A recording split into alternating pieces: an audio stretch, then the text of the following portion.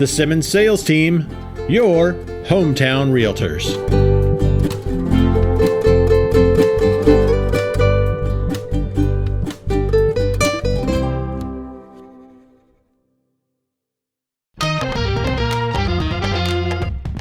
Our Excelsior Springs Hospital, where better care is right in your backyard.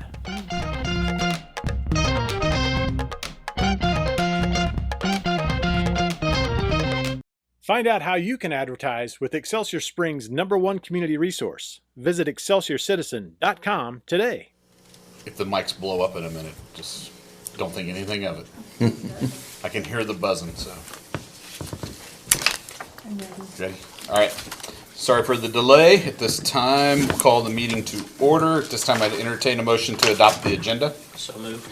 First by Troy, Second. second by Kalen. All those in favor?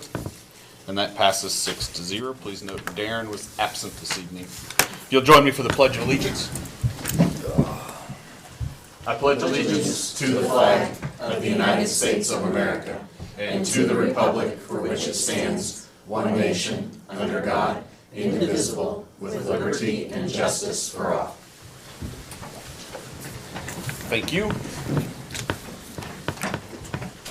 This time I'd entertain a motion to adopt the consent agenda. So moved. First by Rick, Second. second by Jill. All those in favor? And that passes 6-0. Next up is our classified employee of the month, Dr. Bullymore. If it pleases the board, we'd like to recognize the Classified Employee of the Month this month as Mrs. Tracy White for her dedication to students and staff at Cornerstone Elementary. Tracy's come to Cornerstone and worked hard to initiate and innovate ideas to provide better support for our kids, staff, and families. She is a self-starter who is always looking for ways to make things more clear and better for the whole school environment. She is a great go-getter, and we are so glad she is at Cornerstone. Tracy was nominated by Principal Brian Sloan and Assistant Principal Mrs. Jessica Brogdon. She wanted to pass along her thanks for the recognition. Presented that to her just before Christmas break, and she was very excited about that. So she wanted me to pass that along to you guys. Classified Employee District Award is sponsored by the Excelsior Springs Hospital. The Excelsior Springs Hospital proudly supports the students and staff of the Excelsior Springs School District.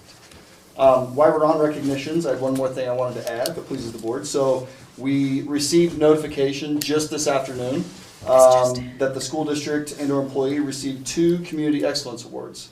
The first one is the school district is honored to be the best place of business for somewhere with 50+ workers. So congratulations for being the board of the best business of 50+ workers in town. And then also the best teacher, Miss Olivia Hockemeyer, who's an instructional coach at Elkhorn and then throughout the district, was recognized as the best teacher. So congratulations to Olivia and to the school district.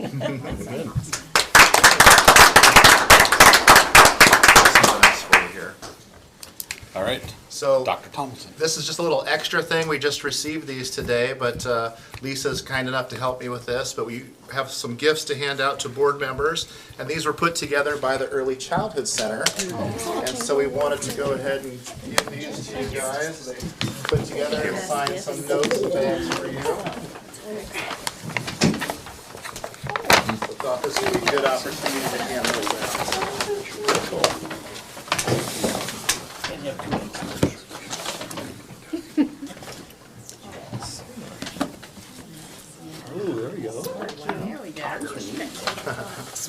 Excellent. Pass along our thanks. I don't think there's anybody out there. Is there? It is.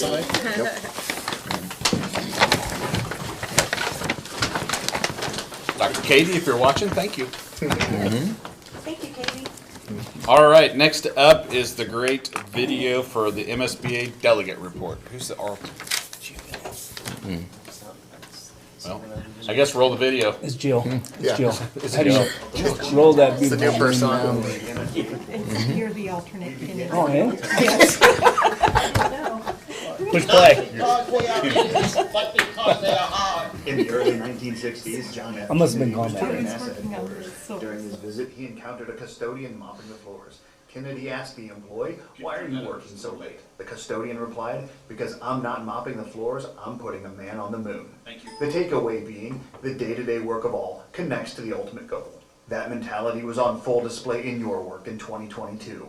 In public education, the vision of a better future for all communities and a mission that strives for the success of all students is as audacious and aspirational as ever. But the day-to-day work from school leaders across the state, throughout some of the most challenging circumstances, served as an inspiration and will continue to guide us. There were many challenges to be faced in 2022, but once again, engaged community champions rose to the occasion. The 2022 legislative session convened on January 5th. Once again this past year, the advocacy efforts of Missouri school board members had a significant impact on legislation and policy being considered on the state and national levels. Along with parents and community members, local school leaders made their voices heard and advocated on behalf of students and districts across the state. We have to be an advocate for children across the district. And so when I think about it, I'm advocating for the children that don't live in my house, that don't have a mom that might show up to something and might not know all of, how they can express themselves. So I can be that voice. Last year, it was as apparent as ever that teachers make the difference. Not all heroes wear capes. Some look just like the rest of us and are hiding in plain sight, inside the four walls of our Missouri classrooms, making a difference and igniting the spark inside students every day. As teacher shortages struck many districts, communities and school boards around the state worked tirelessly to create solutions to uplift and protect the teachers making a difference. My school board supported me by engaging in tough conversations, some very intense fellowship. That concept of being a champion for our public schools and of being a champion in our public schools. And I appreciate all of you for being both of those things. Our boards of education in Missouri are diligently working to find solutions, and we will continue to do so as we strive to strengthen that workforce. Now, our work is not done as far as the commission. The next thing we really need to look at, and I know there's not a school district in the state of Missouri that hasn't come across this, but another committee is formed to look at the culture and climate. Ultimately, one of the greatest factors in determining whether or not school districts achieve student success is an engaged and effective local school board. The day-to-day work of implementing policy, board training and development, and ensuring school safety is the work that places schools and communities on a trajectory to the best possible future. Oscar Wilde has a great quote, one of my favorites. He said, experience is the best teacher because it gives you the test and then the lesson. And we've learned a lot these last 2 years, and I think we need to celebrate that. Celebrate the things we did well, learn from the things we didn't do good and failed at, and move forward and celebrate those. As the year wound down with the 2022 MSBA Annual Conference, former NASA astronaut Dr. Bernard Harris reminded the audience at the second general session that the minds of students aren't limited to just reaching the moon, they are infinite. One of my favorite sayings is that I'm an infinite being with infinite possibilities. And when I'm in a group of students, I will actually force them, especially high school, force them to repeat after me that I'm an infinite being with infinite possibilities. That they come into this world with certain skills and abilities that are uniquely theirs, and it's our job to nurture those things.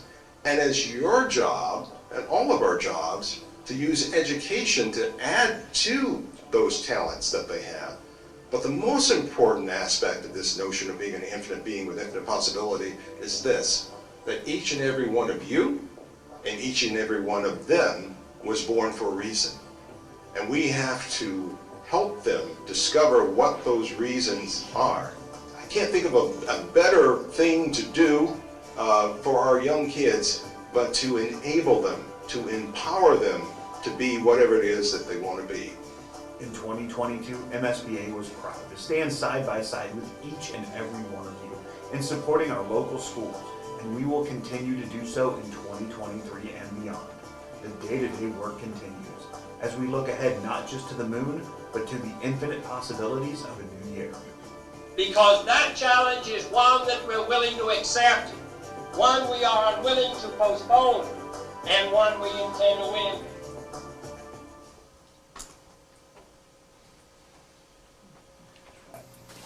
Mr. Alternate, do you have anything further? Nothing further, Mr. President.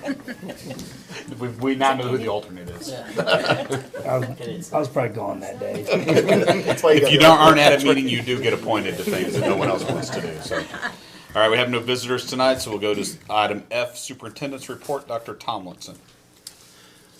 If you go to can you pull up that presentation for me there on that report, and I want to go to that first slide. So one of the things I wanted to update tonight and kind of talk about for a second was where we're at financially. Can you go to that next slide for me? If you take a look, so we just updated these numbers, and I want you to take a look at the first column at the bottom there, where we started the year with about $7 million in the bank. Compare that to last year on our first day of school, we had $10 million in the bank. So that's a $3 million drop that we were beginning the year with. And it's also there presented graphically. And we've talked about this throughout the year. If you guys remember, I talked about we need to do a good job this year of tightening our belt strap a little bit, slowing down spending, and trying to make sure that we make up some of that ground from starting behind a little bit. So if you take a look at that first comparison there, we're $3 million behind. You go into August, and we're 2.3. I'm sorry, yeah, 2.3. And then we're at 2, and then we're at 1.3, 1.3, and then now in December we just finished 500,000 below where we were last year. So we started at 3 million behind where we were last year, and in end of December we were as close as 500,000 from last year. So I think that is a good representation of our trend line, that we are slowing down our spending to try to make sure that we end up this year with an acceptable amount of reserves, which I know has been our concerns as things move forward. If you take a look at the graph, you can see that there's kind of a common theme to how these evolve each year because of how our spending works. We're making our payroll. So as you notice, it starts in July and then it kind of declines as we're making payroll, and then it kind of bottoms out in December. And you can kind of see our light blue line there is this current year, and you see how that's kind of flattened out relative to last year's yellow, okay? The biggest thing we need to wait for now is how things develop in January. This is when we receive our revenues from the county. This is why everything spikes up every year. You see how far that jumps up when we get all of our money coming in from taxes. So until we receive that money, we don't know exactly what that's going to entail. So the big question is going to be, how far up does that light blue line jump? The expectation would be if it can get over that yellow line and we actually see a positive there, that's going to be very positive for us moving forward. And any shortfall that has from that yellow line will just be a continued persistence by us to try to tighten our belts a little bit and really manage our spending throughout this year. So I just want to give a snapshot and show you what the numbers tell us, and that dictates how we lead and manage the district, trying to make good decisions so that we're able to capitalize that onto our best ability. Do you have any questions about any of that? Okay. I'm going to be honest, we're kind of excited about that. I mean, we're getting really close. Yeah, we're very close. Yeah. The next slide can be a little bit tricky, but I kind of wanted it that way on purpose. So instead of doing our attendance for the whole year, I went ahead and just said, what is it so far this year? You know, we just came off break. How are we doing? It's only been 2 weeks, right? So there's not a lot of data here, but I wanted to see how are we starting off the semester. This is just since we've come back to school. But if you take a look, we have really good numbers to start this semester. This is the kind of numbers we would expect to see throughout the entire year. We really need to work hard and figure out when does this start to decline and how can we do a better job of keeping kids in school. The next one is actually a repeat from last month, but I think it's important that we get this information out so that people understand, especially our staff, what this is going to mean for next year. We're going to reintroduce Career Ladder to certified staff. This will give staff the opportunity to earn anywhere from $1,500 in additional money next year to up to $5,000 in additional money. We do receive a portion of this from the state, but there is a cost to the district as well. This is one of the reasons why we're trying to be so diligent in our money this year so that we can afford a program like this for next year. This is an important step to take advantage of a lot of money from the state, but also some money from our own coffers to try to make sure our staff are getting as much as they can for the additional work that they do for our kids. So I'm going to hit this over and over again because I really want our staff to hear and know about this, and I want our community to understand that we're doing everything we can to try to take advantages when we have them to make sure they're being compensated for the work that they're doing. Any questions on Career Ladder? Is the state component of that a long-term commitment on their part, or do we know yet? The state commitment is not a long-term commitment. It's good for this year, and we hope that it will move forward in additional years. But nonetheless, we've had it before. It's very popular with staff, so we're going to take advantage of it the best we can. We're going to hope that the state continues to pony up their portion of it. But either way, we're committed to making sure that this is going to be something for our teachers moving forward. Next up, I've got, again, a slide that you saw before, but I'm going to hit this every single month because this is really the biggest thing this year for us to tackle. It's going to be Proposition Lewis. Again, we're going to go to voters in April. The election is going to ask voters if we can increase Fund 1 levy by 70 cents. And the first thing I want people to know is we're also decreasing Fund 3 by 70 cents. So overall, it will be the exact same tax rate to taxpayers. Whether they approve it or not, they will pay the exact same taxes. But if they approve it, it will allow us to use that money to build a brand new Lewis Elementary School. So that's really what I want people to understand. Vote yes, vote no, your taxes will be exactly the same. But if you vote no, we won't be able to access those funds in order to purchase a new building. So again, we're just moving funds from Fund 3 to Fund 1. We're moving funds from Fund 3 to Fund 1. No, nothing extra, no increase. No extra. Your tax bill will be the same whether it's yes or whether it passes or fails. Your taxes will be the same either way. It just allows us. I try to use this comparison. It's like we're asking the taxpayers for permission to move money from our savings account to our checking account so that we can actually pay the bill to build a new building. And we're very hopeful that all the supporters who helped build Cornerstone will now in turn do the same thing for the students at Lewis because they deserve having a new building just as much as anyone else does. Okay. The next slide kind of talks about some of the timelines that are coming forward. I decided to do things a little bit different, and I'm hopeful that you guys can maybe even engage with a couple questions in my report. I wanted to cede some of my time. I have a friend decided to join us this evening from Insight Design, our lead architect, and if everyone knows Patrick. And we had a really productive meeting today where we reviewed a lot with Newkirk Novak and IDS. And I said, Patrick, you know what would be great? Why don't you come and give an update on how things are moving forward and kind of inform the board and maybe they can have a chance to ask some questions and kind of get some direction from them where we can move forward with all of our long-range facility plans. Sure. So we'll get, I brought some pretty pictures. I know Dr. Tomlinson always, those are his favorite. So I wanted to kind of give a status of where we're at so far. There was the schedule up on the screen a little bit. IDS and Newkirk and Novak, we've been working back and forth, a lot of meetings. Internally, our two teams working through this, kind of figuring out when are we going to put anything out to bid, how does this work with the Proposition Lewis in April. So we've been starting, we've taken a look at the renderings, and let's see if this is on. Let's see if there we go. Okay, so we've got a look at the front entry of what Lewis Elementary would look like. And I'm going to roll through some exterior and interior renderings, and then we'll have a discussion point on a floor plan option or two, and just what the board's take on that is. But the renderings really don't change on either option. So from an exterior or interior, it's all going to be the same. But this is view that's actually kind of in the front left corner, the massing of the post office as well, so you can start to see how this Lewis Elementary is going to situate on site. This would be from Job Corps Hill. Kind of looking back down on the building, you see what, the difference between Cornerstone and Lewis is at Cornerstone we had a very elevated site or a hilly site. So we put the front entry up on the top of the hill and then it kind of fell back towards the back of the building. Here it's a flatter site, so the admin is actually going to drop and it would be adjacent to the cafeteria as opposed to the media center. We'll still have the cafeteria on the lower level and it'll be right next to admin, and media center will still be on the upper level. And so what that's going to create here too is this two-story atrium, or this two-story vestibule is right when you would enter the building, that secure entry, and it's this nice two-corner glassy window that you'll be able to see as you come down Job Corps Hill 2, and we're going to do some nice lighting fixtures in there, and it can glow up at night and everything. It's going to be very pretty.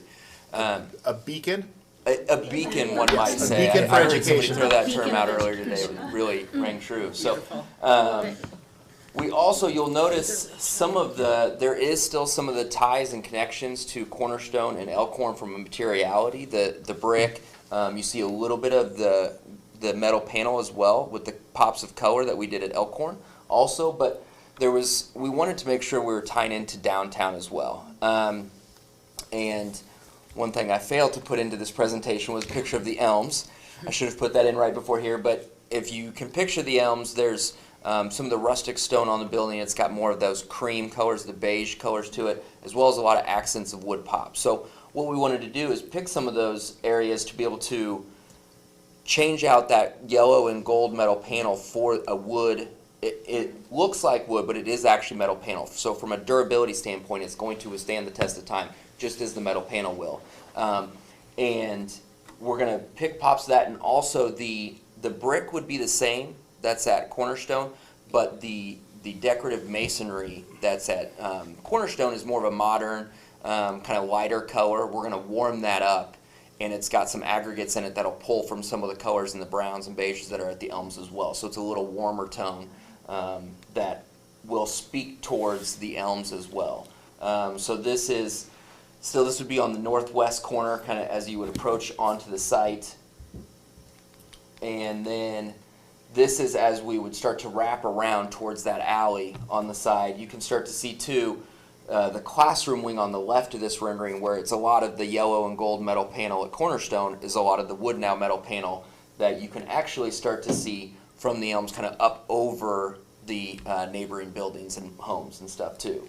So trying to tie into that downtown feel. And then back around the building, we've been working with our civil engineer. We've had a meeting with the district and Dr. Comstock and her team as well, and how we want the traffic flow and busing and parents and making sure we've got all that. We've got a traffic engineer working to make sure that's all going to work really well for the kids and the staff. We also met with the city, Yes. talked to them about the traffic flow and different patterns and impacts to the community and that stuff too. And we'll continue to have meetings with the city and the district as well to make sure everything's just on point. So then we've got, let's see here. Let me see if I can go down just a little bit. So the interior, if you remember at Cornerstone and Elkhorn. Elkhorn has more of a kind of a triangle shape that ties to it. And this was very purposeful when we were starting phase one of these projects with Cornerstone and Elkhorn. Cornerstone it's an octagon, I believe, or a hexagon. As a shape, it was always intended that Lewis, because we always knew this was the next phase, would be a circle shape. So we've started to incorporate some of those circles in the design of Lewis. We also, while the Cornerstone plan has been great and it's worked out really nicely, and we want to model a lot of that for Lewis, we also want the Lewis students and staff to be able to have a pride of this is our building too, right? So you'll start to notice a lot of the interiors changing a little bit and have a little bit of a different feel, although the plan and the functionality of the building will still operate much the same way. So just little nods, like the stage is not squared off, it's now rounded. Some of the ceiling light fixtures, those kind of things are not octagons, they're circles. There's also a thought of kind of the sun and moon on these levels as well, and you'll see that in one of the other renderings, and we'll start to have some warmer tones on the lower level that'll be more of the sun, and then the cooler tones and the blues up on the upper level that'll take more of the form of the moon and that theme. So again, just the circle feel as we get through there, and then where that big stair is, we'll have a big graphic on that wall that kind of starts to do the different shapes of the moon and different facts of the sun and how it works its way up, and it'll be that kind of unifying element throughout the building, those themes. Then this is an update of the media center on the upstairs. So again, you start to see some of those similar elements, the garage door entry into the STEM room, which we've talked to Dr. Comstock. We're going to make that a little bit more of a science lab spin to be able to start utilizing that even more throughout the day as well. And then this is a look into that cubby area. Again, similar footprint, similar cubbies. The cubby setup has been very successful at Cornerstone too, even down to at the lower level, the K through 2, having open doors so the kids don't have to mess with that and aren't hanging on it. But then the 3 through 5th graders, they've been through this building a little bit more, and they're a little bit more gentle on the doors and hinges, I guess. So even those little, we met with Brian Sloan and Jessica Broadbent and their team, and what's been successful, what hasn't been successful, and we're trying to kind of even take that one step further for Lewis as well. So that is actually the last rendering. So one of the discussion items and the options we wanted to bring up is we've been looking at this building kind of from two different ways. The first approach was look at this at, let's take the floor plan, the square footage, everything exactly like was Cornerstone, right? Let's build that. As we've been working with Newkirk and Novak too, and they've been, excuse me, updating the price estimates, we want to make sure we've got everything in budget as well. We've been working with Dr. Tomlinson and his team, and so we've also been looking at what are some other options we can do maybe to potentially shrink the building, as obviously the cost of construction of where we were at for Cornerstone, those numbers are long gone, right?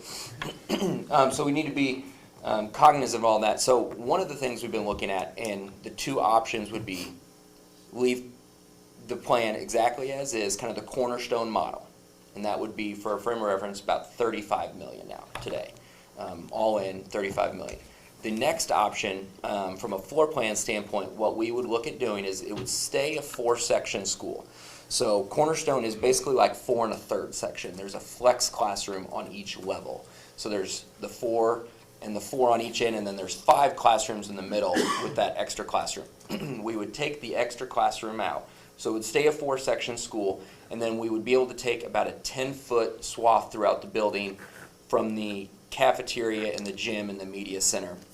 And one of the reasons we're able to do this too is that the gymnasium at Cornerstone, we built it specifically at a high school size court, which is 84 by 50, because of the proximity to the high school and the lack of a second gym at the high school.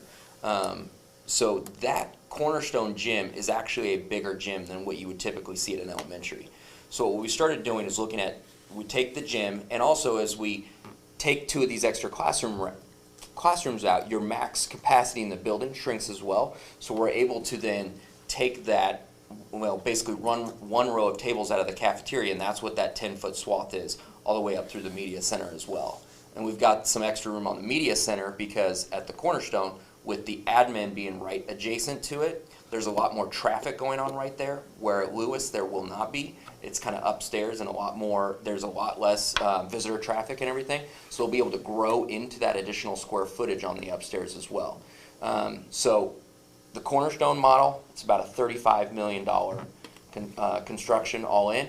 And then this other option that I'm talking about, we'd be able to take about 4,000 square feet out of the building. It would stay a 4-section. We'd lose the flex classrooms, 2 flex classrooms, and then the 10-foot swath through the gym, the cafeteria, and the media center. That would be about $33 million.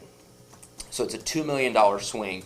And I guess if there's anything else to pose, if you want to bring anything else up, Dr. Tomlinson too, but just what is the appetite from the board on how do you feel about those 2 options? But we want to make sure, because Lewis currently is a 3-section school. Correct. Yeah, so this would still be building it as a 4-section school too. Leaving ourselves room to grow there. Correct. So one of the goals that we had in this is we wanted to be as equitable as possible between the 2 buildings, but at the same time allow us some opportunity for growth.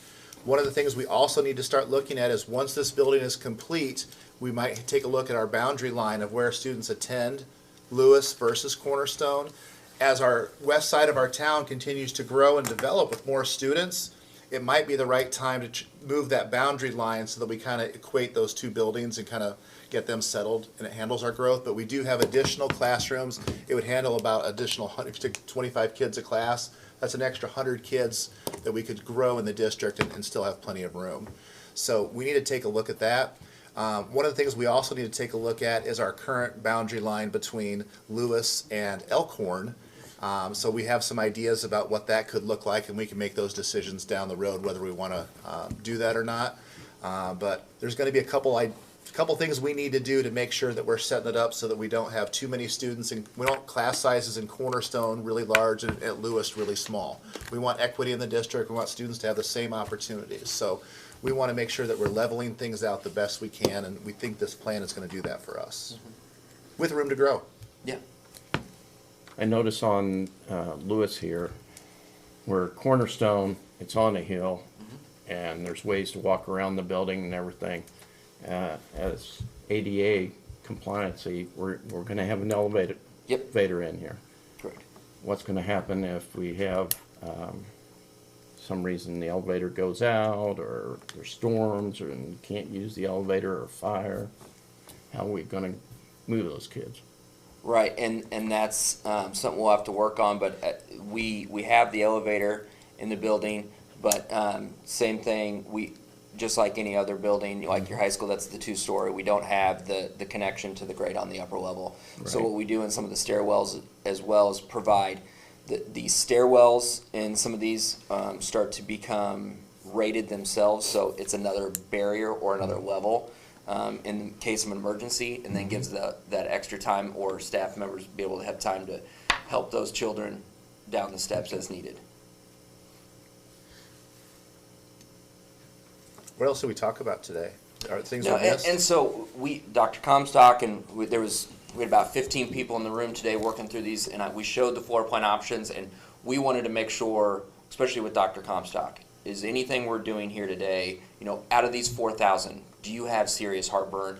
Because we've had some side meetings with her too on working through kind of some secondary spaces and who's got, your office, because while you've got your main classrooms, right, kindergarten, first, second, those track a lot, but each building in your district, you have some different programs happening, right? So we wanted to make sure we have all those accounted for in Lewis too. And as we went through those plans, I feel like on the lesser square footage option, we were still able to accomplish all the same things that she was looking for, and was like, yeah, no, I don't have an option or heartburn with this at all. I feel like that accomplishes a lot of what we're still wanting to accomplish with this project. So that was kind of my suggestion and recommendation was, and IDS as our team, was to go with the 4,000 square foot reduction option. It just gives us a little bit more fluff on, as the bidding environment is just, it's volatile right now, so we want to make sure we're not in too risky of a situation. And there's very wild swings on current construction of what bids are coming back at, so the price per square foot can vary quite a bit. We've taken a look at what our best possible option is versus our worst possible option. Obviously, we have to plan for the worst and hope for the best, but we think this is going to give us the most leeway and most flexibility moving forward to still deliver exactly what it is we expect. Now, is that is that $33 million just build costs? No, that's all in. So that's demo, build, learning cottages? Yes, correct. Everything? Yep. Okay. Is that including, we had discussed the, for lack of a better word, hard surface on some of the walls, 4 foot up or whatever? So the upgrades on that? Yep. So Wainscoting and whatever, so we don't have holes in the walls anymore? Secure office entrance. I love the idea that you're incorporating some things on the exterior to make it look more like the downtown area. I think that's awesome. Is there anything within the old building that we would try to carry over into the new? Like the tiger mural that's been in the gym forever that a local artist did? Has there been any talk about how you can incorporate some of that with the interior? There has not yet, but we've still got plenty of time for that, and we can have those discussions, especially with Dr. Comstock, and maybe she can put a team together at Lewis, and we can have some of those conversations.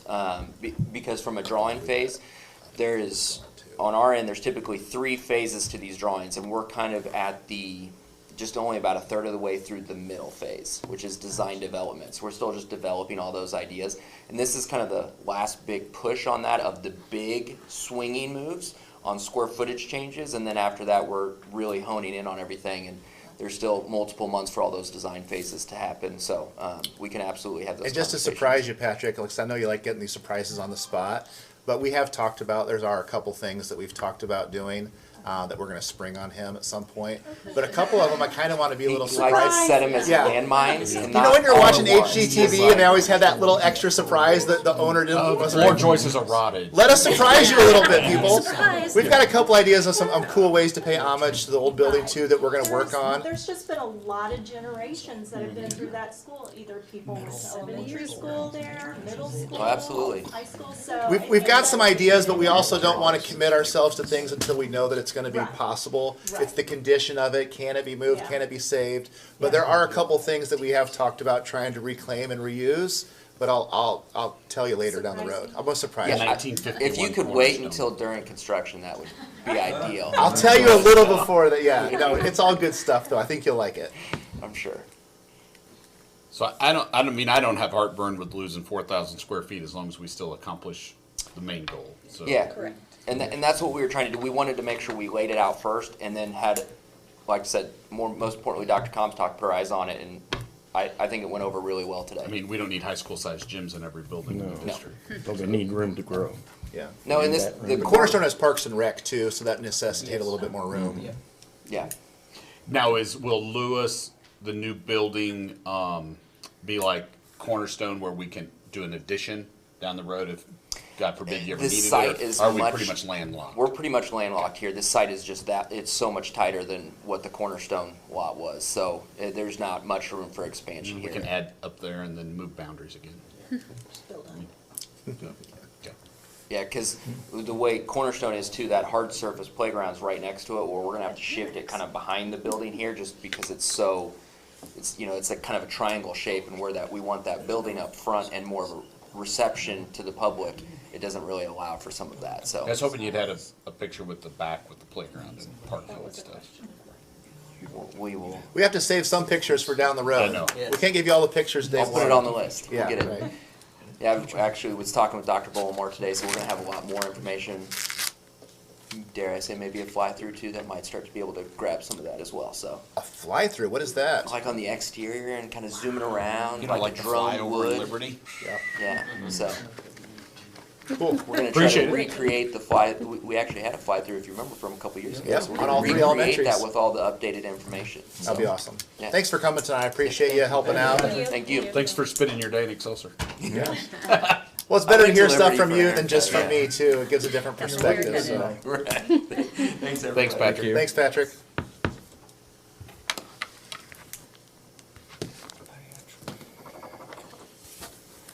Anything further? That is it, sir. Oh, one more thing. I have one more thing I wanted to bring up. You're like, really? He was so sure. Yeah. I know. I was like, no, I got it all. He's making up for me because I missed it. So I just wanted to mention that we are going to call a special board meeting on the 24th of this month.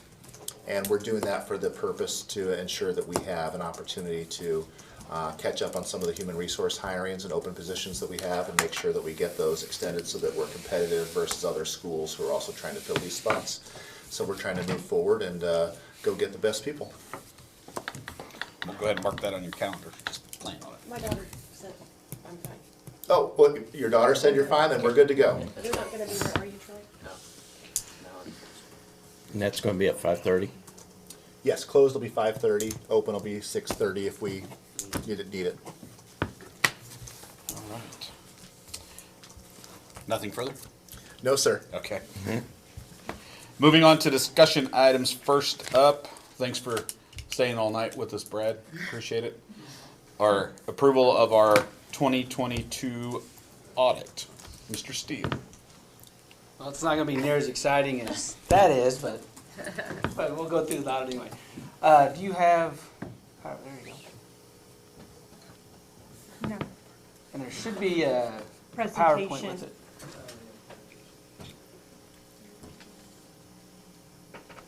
Does it have lots of pictures of schools? No, it's not near as no. many pictures as the Come last on, time. Brad. This picture though, that's about. That's pretty good. I got some graphs. That's the best. It's been done before.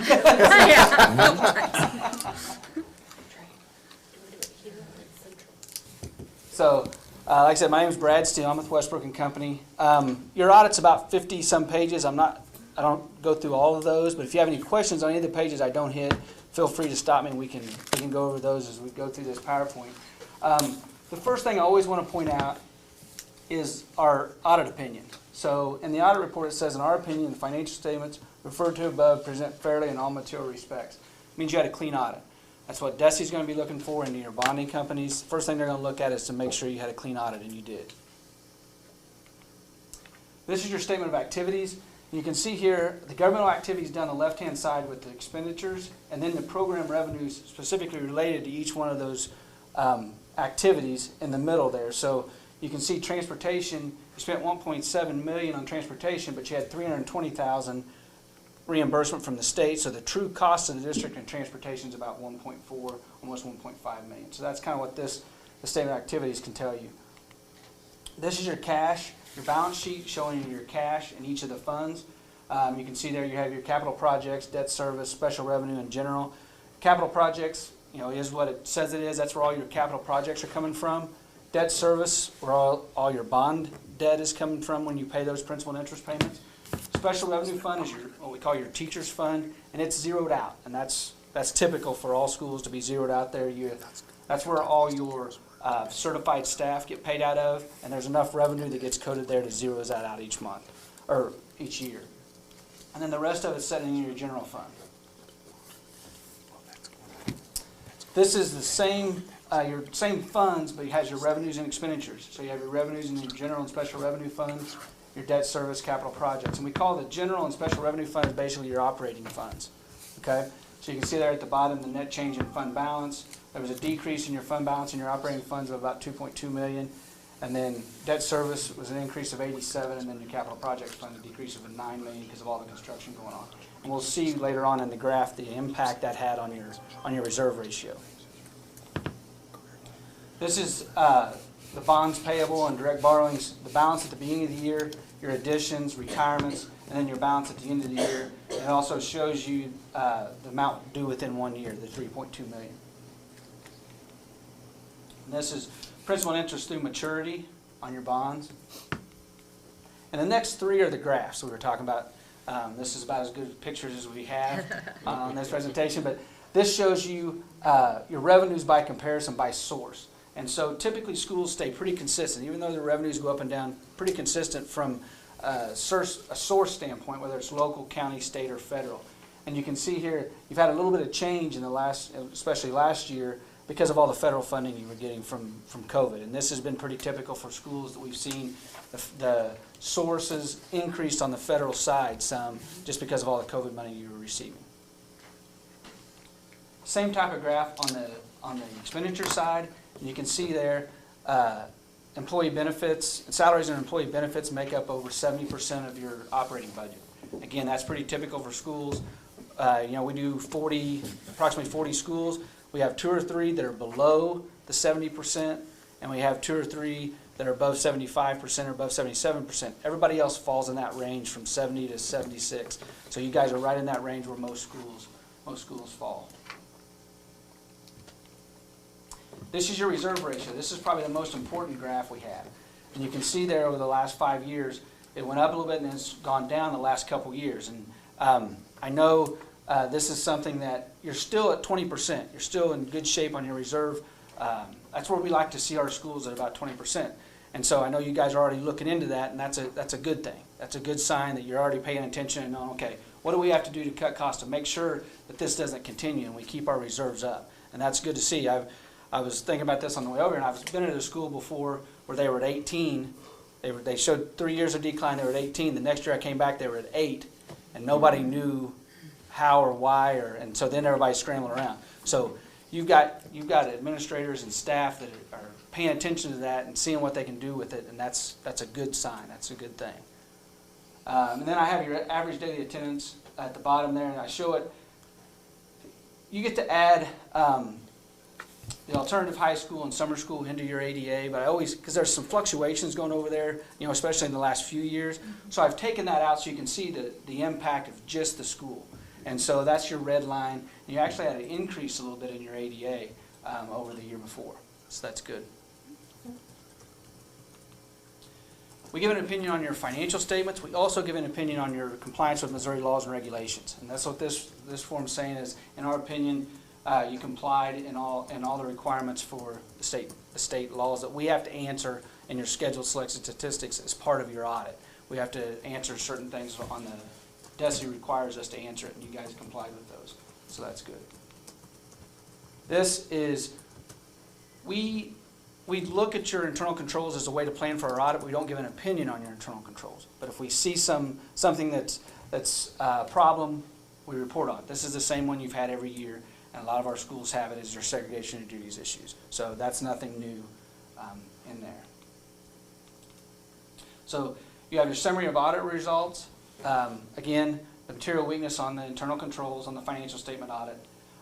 Federal awards, you had no material weaknesses or significant deficiencies, and there was no, and they're both unmodified opinions, which means they're good opinions. We had the Head Start cluster and the Education Stabilization Fund is what we tested this year. We have to have a certain amount of requirements and certain things had to be tested each year, and those were the two that were chosen this year. The auditee qualifies as a low-risk auditee. It's marked no. That's marked no on probably 98, 99% of the school districts in the state of Missouri, because you would have to be gap basis or accrual basis in order for that to be marked yes. So you guys are marked no. That's typical for a lot of schools because you're cash basis or modified cash basis.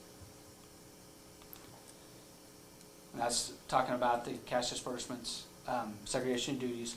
And then the rest of it is just required communications where we give our recommendations. You guys have had that. Is there any questions? I won't go through each one of those, but is there any questions on anybody on any of those required communications? Okay. Thank you very much. Thank you. So That's just like a hard stop. You're supposed to have some kind of like wild thing at the end. Well, I thought about pictures, but I was too late. I didn't get the pictures in. I was like, this is my favorite district to audit, and you guys are always the best. I'll send you some pictures. Yeah, there you go. Let's get pictures. It's fairly stated that we're the best. Yeah, it's fairly stated. Well, thanks to you and your team for all the work. I know you guys spend a lot of time in district working with our staff, and we really appreciate all the help that you give us and guidance. And I always tell people, people think you don't get audited to try to find problems. You get audited to help you do better. And so we appreciate the relationship we've had. You guys have really helped us make sure that we're doing the right thing for taxpayers and for our staff. Yeah, I appreciate that. Thank you. And it's also, the audit process isn't just the days we're there. You guys get ready for us. There's things that you do in September that, hey, the auditor's going to ask for this. So it's a year-long process. So appreciate you. We appreciate it. Thank you, guys. Thank you. All right. Having no questions or comments, we need to approve the 2022 audit and entertain a motion. Move to accept the audit, Mr. President. First by Troy, Second. second by Jill. All those in favor? And that passes 6-0. Next up, middle school update. Dr. Kaufman.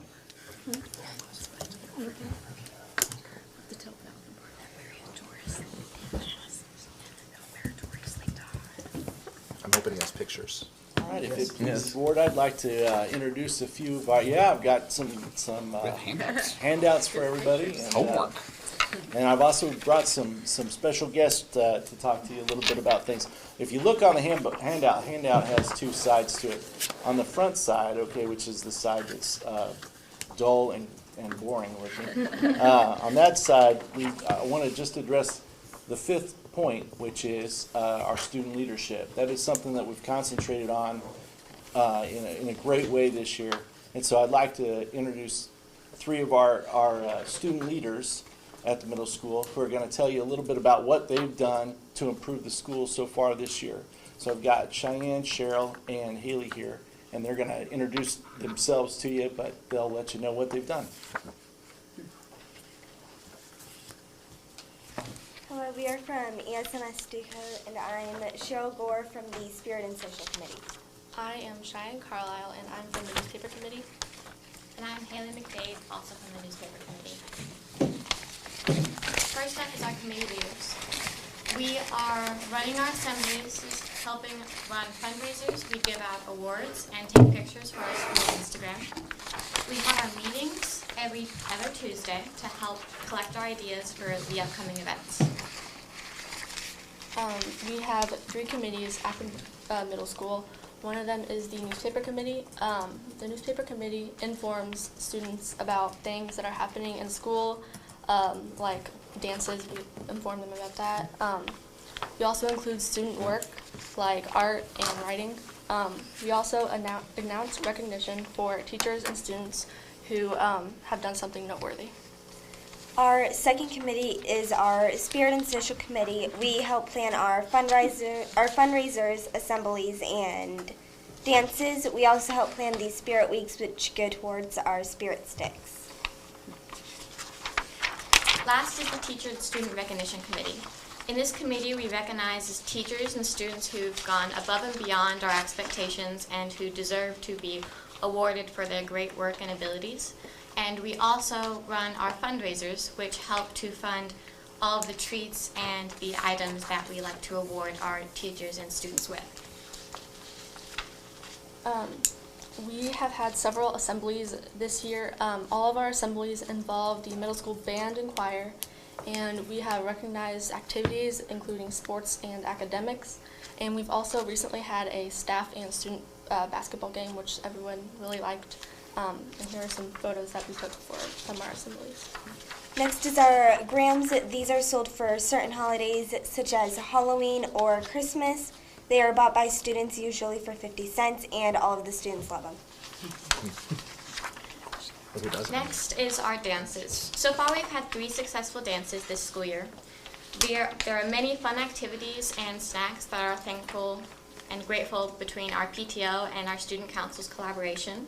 Just our last dance was an all-grade dance that had over 500 students in attendance.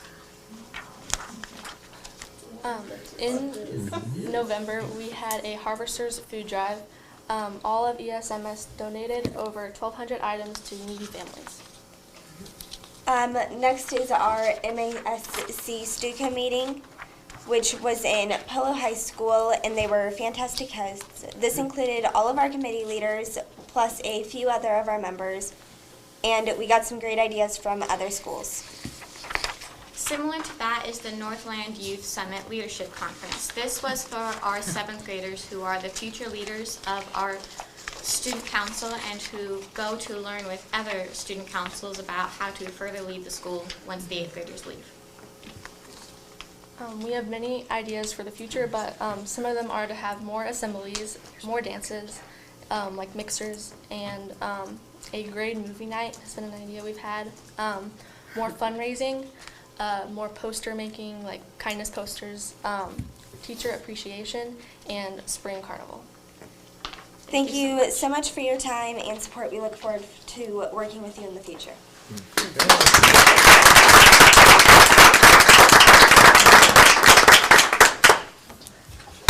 Well, as you can see, they do a great job at our school, and let me just tell you that it is completely student-led.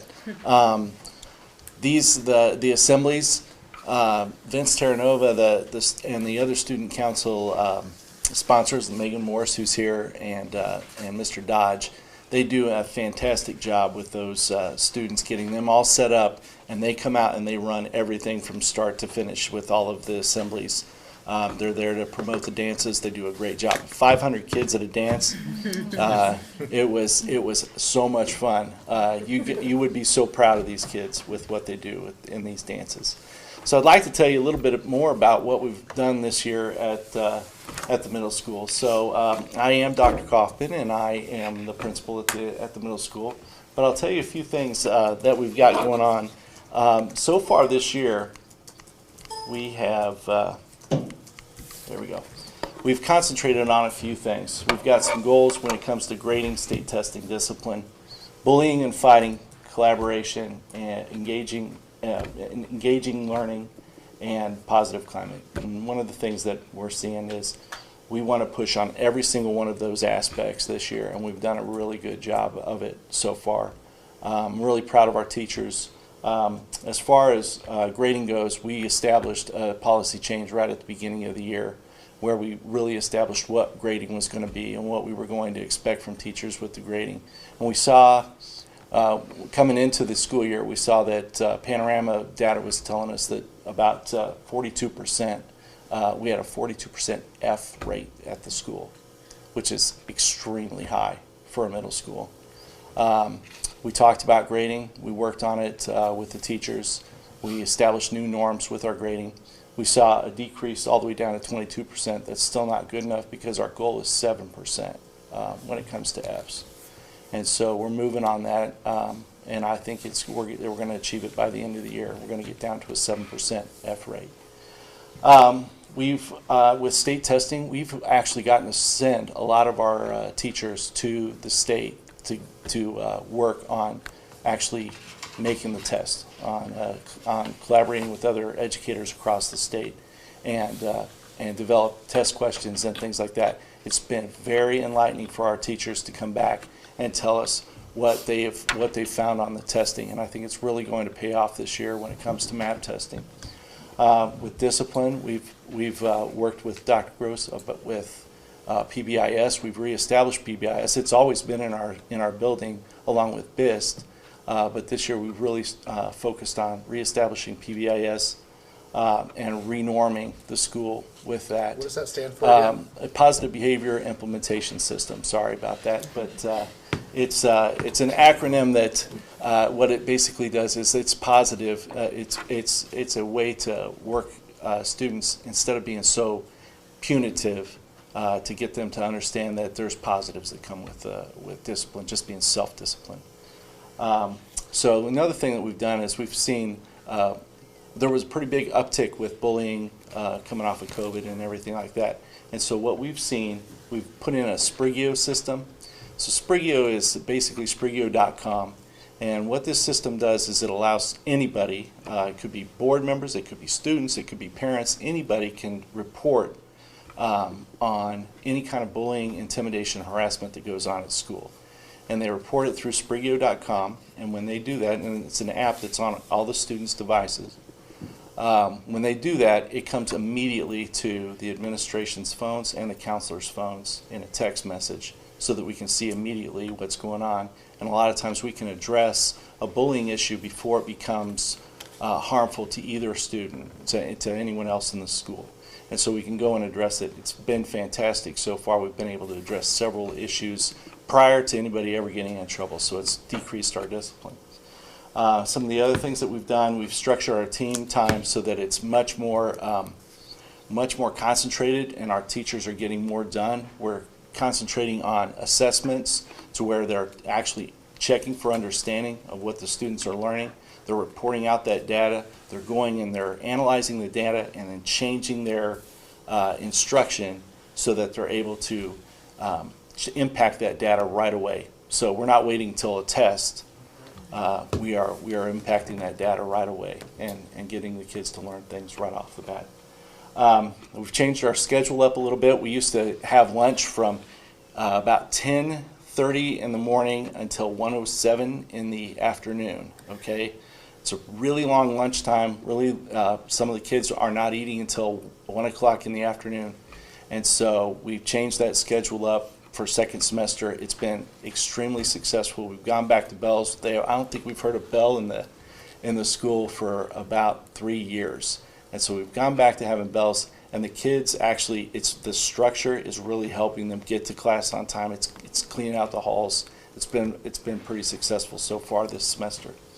And then finally, as you've seen, we've started developing some of the student leadership that's going on, and they are doing a great job. So going forward and looking at what's going to happen in the future, we've been working with Dr. Miller to establish some new classes and to expand some of the opportunities for students, because one of the things we want to do, one of the things that's going to bring down these failing grades is we want to get the engagement going so that the kids will attend school, will come into school, will be excited about what they're learning. And so on the back of this sheet, I'm going to show you, and I'm going to need my glasses, I'm sure. I made it a little bit too small here for you, but we've got some potential classes that we're going to add next year, and we're going to allow the students to pick them. And so they've got a lot more exploratory classes than they normally would have. Some of these classes, these are potential classes. They aren't 100% yet, but some of the things, they're all toward enrichment classes towards the different standards and the different content areas. So you can see what we've got with ELA, math, social studies, and science, and you'll see some of the classes that we've got there, like novels and film as literature in ELA, broadcasting, journalism, some things that are really going to get the kids excited to be part of the school. Applied math, somebody was telling me, well, I wish these kids could just count back change. Okay, that's part of applied math. We'll do some things that'll help these students with jobs in the future. These are all going to be established towards career clusters. So they're all going to be out there to help students kind of choose what they're going to do at the high school so that they kind of have an idea going forward. They're going to be really set for high school with some of the schedules and some of the classes that they've got here. So I'm really excited about that. We also have some support classes here. So for students who are struggling in classes, they will have some remedial classes that will help them catch up to their fellow students and do well while they're catching up like that. So, and then we've got some other fun classes down there with communications and with the performing arts classes. So that's what we've got going on at the middle school. So thank you for your time. Any questions for Dr. Kaufman? No, thank you. I do. I have just a quick question, because you're offering two 35-minute, one for support and one for enrichment. So it's possible that I could get support with something, but still have the opportunity to take enrichment too. Exactly. Perfect. Yeah. So you're not cut out just because you have to take a support class. Yeah. And to add on to what he was talking about, the two 35-minute classes were actually in place. One was a homeroom and one was like a study hall type, so they just weren't instructionally focused like at all. And so I challenged him at the beginning of the year. That's one of the things I said I want to see that turned around. So in addition to all the intervention opportunities that kids will have during that time, it really allows some teacher creativity and some flexibility to build relationships, again, kind of with the running theme of bringing kids from good to great as well. Yeah. Excellent. Good job. Thank you. Thank you, sir. Thank you. Appreciate it.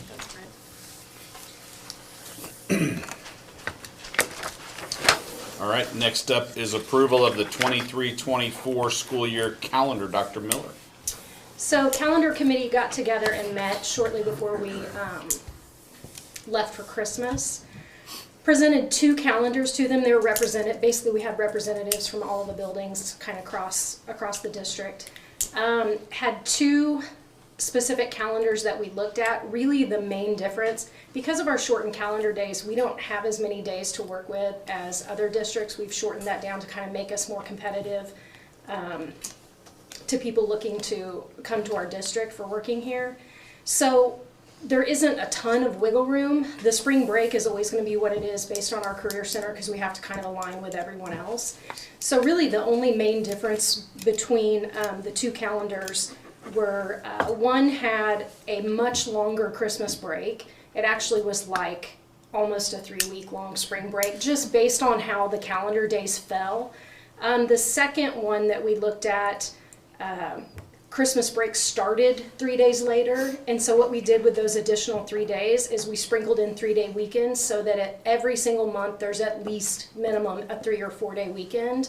That obviously doesn't include Christmas break months or like spring break months, but every calendar or every month in the calendar that they chose has a break of some kind that it's at least 3 or 4 days.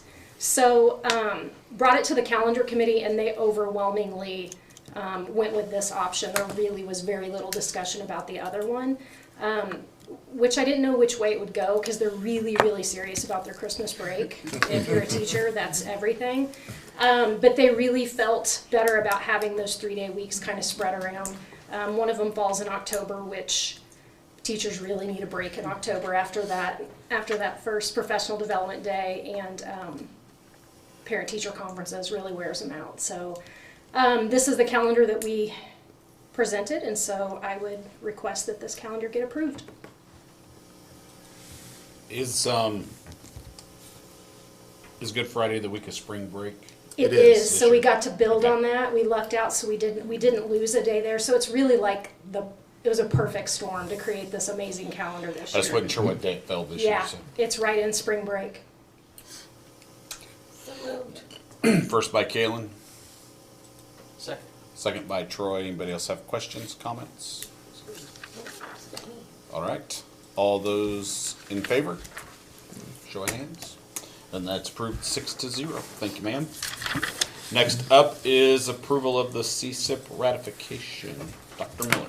So originally when we got together and the CSIP committee created this masterpiece whenever we first started. I think I'd been here a month. The superintendent had been here a month at the time, and we just didn't know what we didn't know. So all of the MSIP 6 standards really came out and outlined what your CSIP should have after we had already really done a lot of work and created it. So we kept the good foundational bones of the existing CSIP and kept the all of the things that the committee came up with and valued as important. We did a few things, and I printed off this sheet here to kind of go over and talk about the main changes that we're needing approved today. First off is we looked at the leadership standards. So there's basically 4 focus areas. 2 of them are curriculum, 1 is leadership, and 1 is climate and culture. Thank you. So the climate and culture and the 2 academic ones really didn't need a lot of changing, but the leadership one really didn't align with some of the MSIP standards that we had set out. So these are the new goals that we have under leadership, and kind of wanted to break those down for you. The ones before were things like balancing the budget, doing the managerial things that we're just expected to do anyway. They weren't necessarily 5-year goals. They were more 5-year expectations that we just had to do anyway. So met with Dr. Tomlinson, and he basically said, what are you looking for from a leadership standpoint in the district? And he kind of went through this and found kind of a focus for where we were headed on this 4th goal. Goal 4.1 is really just monetary balancing the budget and making sure that we are maintaining fund balance reserves and that type of thing to be a healthy school district in that way. Goal 4.2 is recruitment and retention of high quality staff. I know that I've expressed to you guys that that's a huge concern of mine, especially when it comes to teachers, really just our staff overall. It's not like it was where we have a giant pool of people that are begging to go into education. I tell this story all the time, but I remember last year I called Warrensburg UCM, and they told me I was looking for a math teacher, and they said they had graduated 4 that year for the whole state. I mean, that's one of the biggest teaching colleges in the area, and they produced 4 math teachers. So that's a huge focus for us, is not only how do we recruit people, but how do we provide support and whatever teachers are needing to keep them here. The last one is one that it's kind of fun to sit down with Dr. Tomlinson and kind of push his thinking a little bit. I really wanted him to create a goal that was personal to him. And he said, I don't really know. And I said, the thing that you are the most passionate is about pushing people's leadership role. And that's like his thing. So reminding him of that, he basically came up with this goal. And it really goes, Jill, this is kind of what we were talking about earlier when you were questioning building the leadership within somebody else. So collective efficacy is really just, in summary, our staff's ability to know they're making a difference every day. One of the best ways you can do that, or one of the ways that we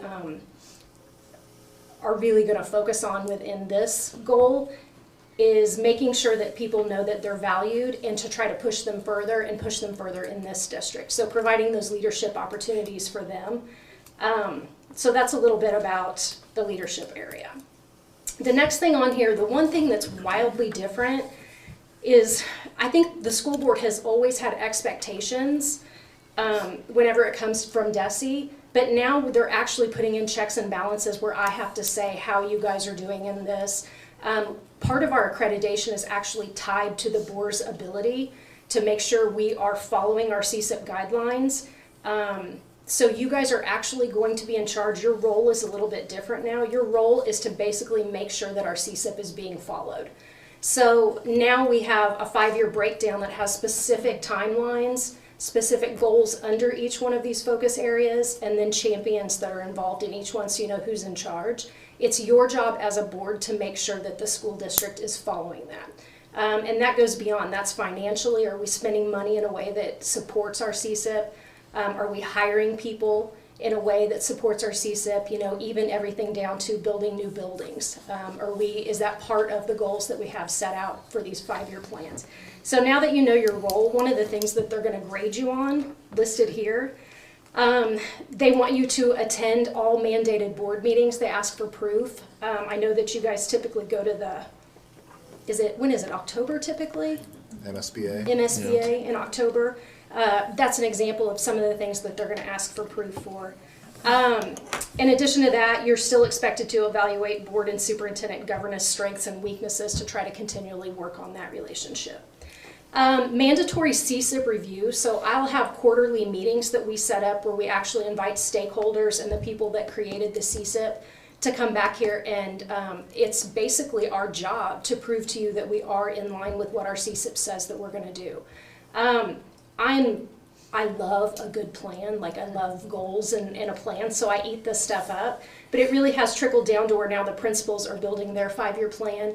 I know that like our tech directors, everyone is coming up with a 5-year plan, so I don't have to. Gone are the days where this happened last year, where somebody shows up and says we need $250,000 worth of computers in the next 3 weeks. It's nice to know that years ahead if you plan that out so that you don't have those things that pop up. CSIP goals will be tied to all of the agenda items. There's actually 4 of them, so board goal 1 is actually CSIP focus area 1. They're all aligned so that you'll be able to track that. And then that middle one there, again, with the quarterly updates, we're going to ask stakeholders to actually provide input on if we need to shift directions, then that's what the CSIP's for. It's a 5-year plan, but we're not bound by that. But we do need to talk to it, and if something does need to change, because Desi throws wrenches in things all the time, we can kind of pivot on that and keep you guys informed.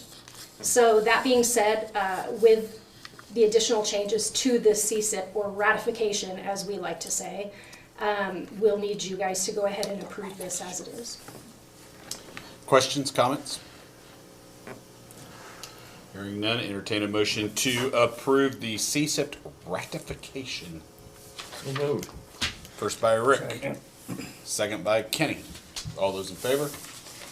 And that passes 6-0. I really want to commend Dr. Miller for her work on that too. It's a lot more work than you realize, and she's worked with our state supervisor as well to make sure that all of this was completed in time and uploaded properly, and that Desi signed off and approved it.